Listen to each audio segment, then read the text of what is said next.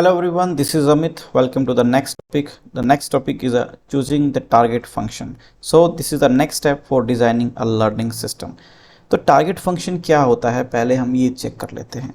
जब भी हम कोई डिज़ाइनिंग करते हैं लर्निंग सिस्टम, जैसे एग्जांपल है कि हमने एक chess playing learning system ready कर रहे हैं, तो जो टारगेट फंक्शन होता है ना किसी भी लर्निंग सिस्टम का एक मेन कोर, एक ब्रेन होता है, एक मेन कोर पार्ट माना जाता है टारगेट फंक्शन को।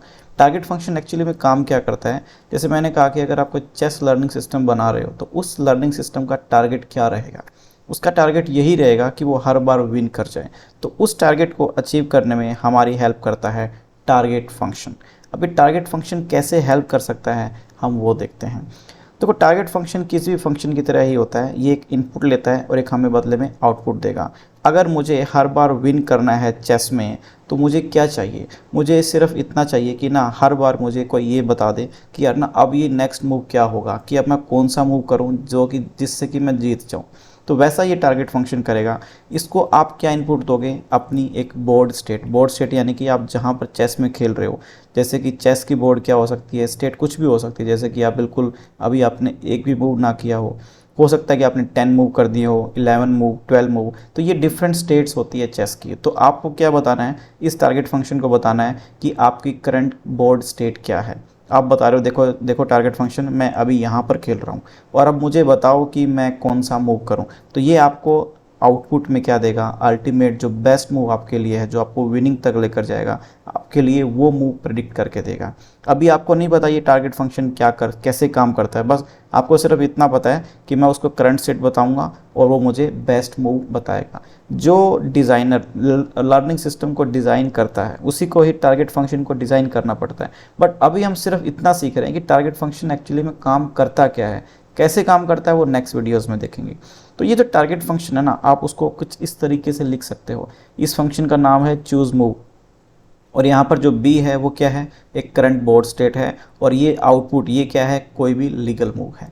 ओके, अब देख लिया कि यार ये काम कैसे करता है, ये मतलब काम क्या कर रहा है, अल्टीमेट हमें बेस्ट मूव दे रहा है।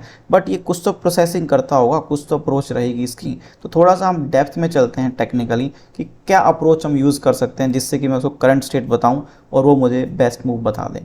तो इसकी एक अप्रोच हो सकती है इवैल्यूएशन फंक्शन। इवैल्यूएशन फंक्शन भी एक टारगेट फंक्शन है, बट ये कुछ इवैल्यूएट कर रहा है। क्या इवैल्यूएट कर रहा है वो देखते हैं। देखो ये भी एक फंक्शन है, इसकी भी एक इनपुट होगी, इनपुट वही ले रहा है बोर्ड स्टेट, जो करंट बोर्ड स्टेट है। अब ये मुझे आउटपुट में क्या बता रहा है, आउटपुट में ना लीगल मूव तो बता ही रहा है। बट जब हम चेस खेलते हैं ना तो मेरे पास या आपके पास एक से ज़्यादा ऑप्शन होते हैं। आप ये मूव कर सकते हो, आप ये कर सकते हो, बहुत से ऑप्शंस होते हैं। तो ये आपको क्या करेगा, हर एक ऑप्शन का एक स्कोर प्रिडिक्ट करके देगा और जो स्कोर जितना ज़्यादा होगा उसकी उतनी ही स्कोरिंग वैल्यू, उतना ही विनिंग परसेंटेज ज़्यादा होंगे। कैसे, जैसे यहाँ पर है तो ये कह रहा है कि अगर आप ये मूव करते हो तो आपके 92.1% है कि आप विन कर जाओगे। अगर आप यहाँ पर मूव करोगे आपके 67% चांस आप विन करोगे, यहाँ पर 72% चांस है। तो हम क्या कर रहे हैं, टारगेट फंक्शन को थोड़ा अप्रोच कर रहे हैं कि कैसे काम करेगा। तो हमने कहा कि वो हर एक मूव को ना प्रेडिक्ट कर लेगा कि इसकी विनिंग प्रोबेबिलिटी कितना है, वो इवैल्यूएट कर लेगा। इसलिए इस टारगेट फंक्शन को मैंने इवैल्यूएशन फंक्शन बोला है। तो ये क्या लेगा as a input current board state और हमें क्या आउटपुट दे देगा, उस लीगल मूव का एक जो प्रिडिक्शन है, जो स्कोर है, वो हमें प्रोवाइड कर देगा। उसको कैसे लिख सकते हैं, इसको मैंने V बोल दिया यहाँ पर, और B क्या है, हमारा करंट बोर्ड स्टेट जो कि इनपुट है। R क्या है, हमारे रियल वैल्यू जो कि परसेंटेज वैल्यू होगी, जो मुझे बताएगा कि कितना परसेंट चांस है मेरे जीतने की। अब यहाँ पर देखो B क्या है, हमारे पास करंट स्टेट है, और स्मॉल b क्या है, स्मॉल b क्या है, हमारे पास नेक्स्ट स्टेट है जहाँ पर मैं मूव करने वाला हूँ। तो अगर V ऑफ B, अगर इसकी इवैल्यूएशन वैल्यू 100 आ जाती है कैलकुलेशन के बाद, इसको हम ह्यूरिस्टिक वैल्यू भी बोलते हैं।